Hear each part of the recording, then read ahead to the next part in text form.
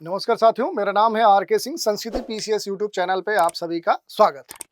आज हम जिस विषय की चर्चा करने वाले हैं वो है यूसीसी में जो लिव इन रिलेशनशिप है उससे जुड़े हुए जो भी नियम थे, कानून थे, उनमें एक बड़ा जो बदलाव है वो चर्चा में है। तो इसी न्यूज़ की आज चर्चा करेंगे। इससे जुड़े हुए जो भी अहम पहलू हैं कि आखिर ये जो बदलाव है ये किन संदर्भों में हो रहे हैं, ये जो बदलाव है क्या इनकी ज़रूरत महसूस की जा रही थी, और जो भी यूसीसी है या उससे जुड़े हुए जो भी महत्वपूर्ण प्रावधान है उन पर भी हम आज संक्षिप्त रूप से लेकिन डिटेल में जानकारी प्राप्त करेंगे। चलिए देखते हैं आखिर न्यूज़ है क्या। तो न्यूज़ आपके सामने दी गई। ये जो न्यूज़ है ये उत्तराखंड के सरकार के तरफ से आ रहा है, क्योंकि उत्तराखंड की सरकार ने जो यूसीसी है, जिसे समान नागरिक संहिता कहते हैं, उसके 2025 के तहत देखें तो कुछ महत्वपूर्ण जो संशोधन है वो कर दी है।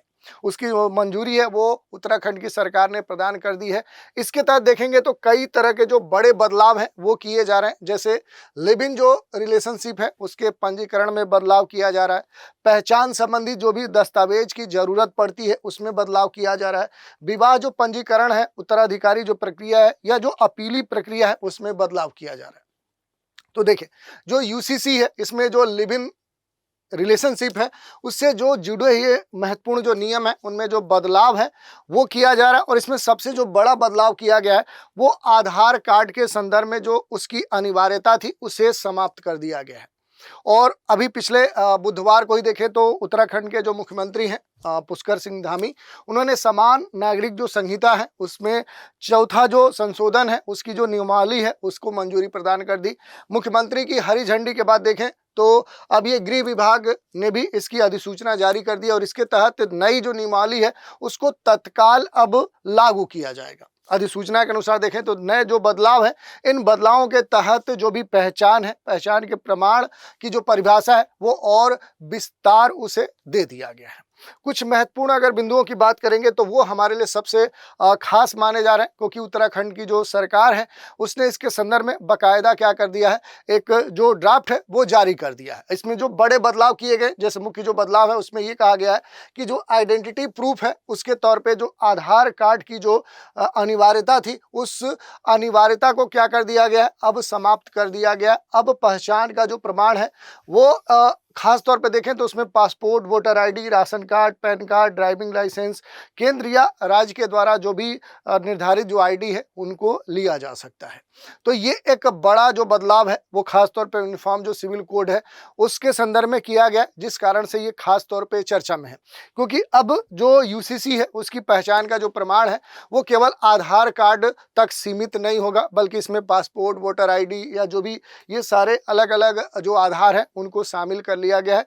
राज्य सरकार की ओर से जारी जो भी इसके संदर्भ में वैध दस्तावेज हैं उनको भी जोड़ दिया गया है। और नए संशोधन के तहत कई सारे जो नियम है, जहां पहले आधार जो संख्या है या जो आधार शब्द है उसका उल्लेख था, वहां अब इसे एक खास जो पहचान शब्द है वो पहचान का प्रमाण शब्द से कहीं न कहीं बदल दिया गया है। इसके अलावा देखेंगे तो एक महत्वपूर्ण और बदलाव है, विवाह जो पंजीकरण है, उत्तराधिकार के जो नियम है उनमें भी बड़ा संशोधन देखने को मिल रहा है।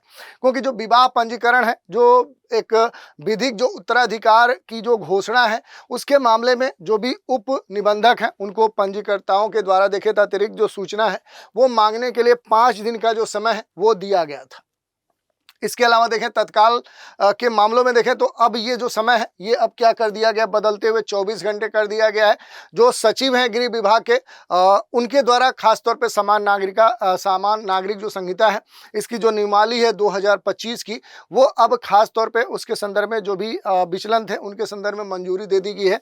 और विधिवत जो संस्तुति है उस संस्तुति के लिए इसे अगली कैबिनेट की बैठक तक क्या कर दिया गया है, वो लाने का एक कह सकते हैं कि बात रखी गई है। तो ये यहाँ पर देखने को मिल रहा है। इसके अलावा अगर आप देखेंगे तो एक चीज और देखने को मिल रही है कि लिव इन रिलेशनशिप के पंजीकरण में खास तौर पे जो बदलाव है वो अब लाने की बात कही जा रही है। ये खास तौर पे चर्चा में है। इसमें अगर आप देखेंगे तो आवेदन मिलने के 30 दिन के भीतर जो भी महानिबंधक है उनके द्वारा जो संरक्षित जो जांच है वो करने की बात कही गई है। आवेदन स्वीकार होने की स्थिति में कि अगर आपका जो भी एप्लीकेशन है वो स्वीकार नहीं हो रहा है तो अब 45 दिनों में अपील का जो प्रावधान है वो कर दिया गया, जो पहले केवल 30 दिन था।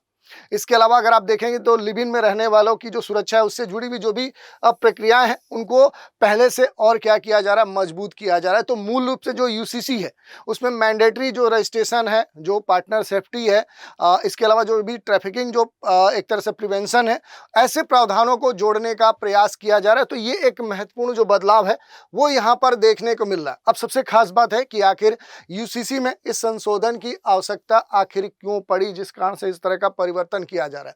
तो देखिए, आधार कार्ड सभी नागरिकों के पास नहीं है, विशेष करके माइग्रेंट जो लेबर है, वीमेन जो है उनके संदर्भ में, और इसी कारण से ये समस्या उत्पन्न हो रही थी। तो विविध आईडी जो विकल्प है कि अन्य जो विकल्प हो सकते हैं आइडेंटिटी प्रूफ के, उनको लागू किया जाए। और इसी को ध्यान में रखते हुए, और दूसरी बात को लिव इन जो पंजीकरण है उसमें बहुत सारी जो शिकायतें हैं, खासतौर पे एक तरह से निजता को लेकर, दस्तावेज को लेकर, या फिर इन्वेस्टिगेशन जो डिले हो रहा था उसको लेकर जो समस्याएं हो रही थी, उस कारण से इस तरह के जो भी बदलाव है वो किया गया कि जो भी अपील अवधि है वो बढ़ाया जाए, ताकि जो सामाजिक न्याय की धारणा है उसे और सही तरीके से यहाँ पर लागू किया जा सके।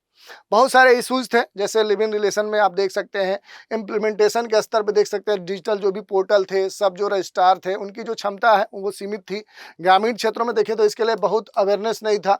तो ये जो दिक्कतें थी इनको ध्यान में रखते हुए इस तरह के जो भी बदलाव हैं वो किए गए हैं। इसके बहुत सारे आउटकम देखने को मिल सकते हैं, क्योंकि लाभ के स्तर पर नागरिकों के लिए जो प्रक्रिया होगी वो पहले से काफ़ी सरल हो जाएगी। महिलाओं की जो सुरक्षा है उसको प्राथमिकता दी जा रही है। लिव इन जैसे जो भी ग्रे एरियाज हैं उनको फॉर्मल रेगुलेट किया जाएगा।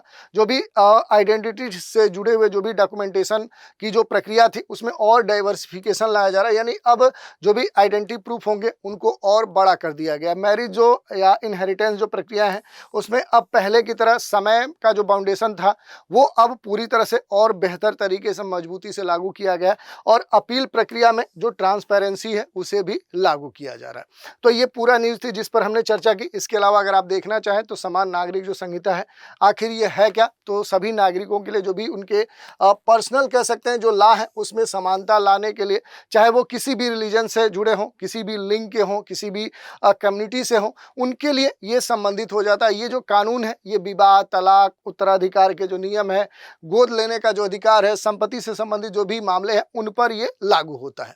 और इसके संदर्भ में देखेंगे जो भी संवैधानिक जो आधार है, चाहे आर्टिकल 44 की बात करें जिसमें डीपीएसपी की बात कही गई है कि राज्य ये प्रयास करेगा कि भारत के सभी जो नागरिक हैं उन पर समान नागरिक जो संहिता है वो लागू हो। तो ये एक नीति निर्देशक तत्व के तहत दिया गया कह सकते हैं कि महत्वपूर्ण अधिकार है। इसके कारण ये चर्चा में, इसके ऐतिहासिक पृष्ठभूमि को भी देखना चाहे तो आप देख सकते हैं इसका जो इतिहास है वो काफ़ी पुराना है, और उद्देश्य यही है कि सभी नागरिकों के लिए क्या किया जाए, समान जो कानून है वो अपने देश में लागू किया जा सके। धर्म, लिंग, जाति या समुदाय के आधार पर किसी भी व्यक्ति के साथ एक जो असमानता का जो व्यवहार है वो न हो सके। महिलाओं के जो अधिकार हैं, लैंगिक जो एक मुद्दा है समानता के स्तर पे वो सुनिश्चित किया जा सके। राष्ट्रीय एकता को स्थापित किया जा सके, अखंडता को और मजबूत किया जा सके, और जो भी सेकुलरिज्म है, धर्मनिरपेक्षता है, उसके संदर्भ में उसे और बेहतर तरीके से लागू किया जा सके। सुप्रीम कोर्ट के कई सारे निर्णय हैं, जैसे अहमद खान बनाम जो शाहबानो बेगम है, ये बड़ा चर्चा में मामला था। सुप्रीम कोर्ट ने महिलाओं के संदर्भ में जो भी भरण पोषण है और जो भी व्यक्तिगत कानून है उनमें समानता की आवश्यकता को ध्यान में रखते हुए इस पर जोर दिया था। ऐसे ही सरला मुदगल बनाम भारत संघ और लिली थॉमस का मामला है, या सायरो बानो बनाम भारत संघ का मामला है, जिसमें ट्रिपल जो तलाक है, जो तलाक के बिद्दत होता है उसे असंवैधानिक क्या कर दिया गया, उसे घोषित कर दिया गया। महिलाओं के जो अधिकार है, लैंगिक जो न्याय है उसे सुरक्षित करने का प्रयास किया गया। और भारत के कई सारे जो राज्य हैं वहाँ पर आप देखेंगे तो वर्तमान जो स्थिति है वहाँ पर यूसीसी लागू है, जैसे गोवा है, उत्तराखंड है। तो ये सारी बातें हैं जिन पर आप एक तरह से नज़र डाल सकते हैं, जो आपके लिए अहम हो जाती है। इसी चर्चा पर आधारित एक प्रश्न है, समान नागरिक जो संहिता उत्तराखंड है इसके नवीनतम चतुर्थ संशोधन के अनुसार देखें तो लिव इन जो पंजीकरण है इसके हेतु पहचान के प्रमाण में निम्न में से कौन सा दस्तावेज अनिवार्य नहीं है, आधार कार्ड, पासपोर्ट, वोटर आईडी या फिर पैन कार्ड। तो इसमें से सही जो विकल्प है उसका आपको चुनाव करना है और हमें कमेंट के माध्यम से प्रेषित करना है। तो आज हमने इसी यूसीसी के जो नियम है लिव इन रिलेशनशिप के संदर्भ में जो बड़े बदलाव किए गए हैं उन पर हमने चर्चा की। तो आज के एपिसोड में इतना ही। आप सभी हमारे साथ बने रहें, इसके लिए धन्यवाद।